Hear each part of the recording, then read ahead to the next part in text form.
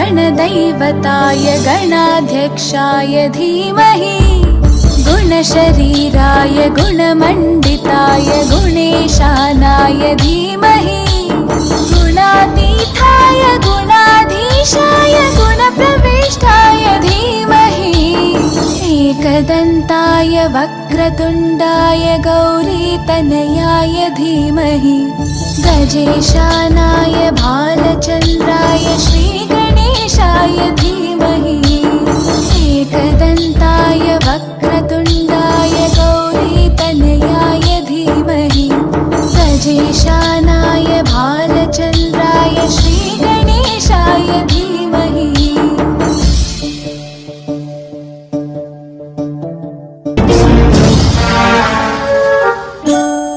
गानचतुराय गानप्राणाय गानान्तरात्मने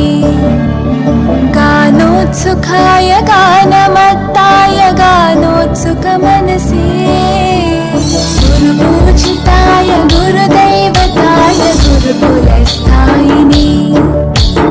गुरुविक्रमाय गुह्यप्रवराय गुरवे गुणगुरवे गुरुदैत्यकलक्षेत्रे गुरुधर्मसकाराध्याय गुरुपुत्रपरित्रात्रे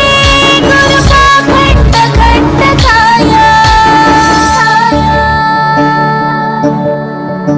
गीतसाराय गीततत्त्वाय गीतगोत्राय धीमहि गूढगुल्फाय गन्धमत्ताय गोजयप्रदाय धीमहि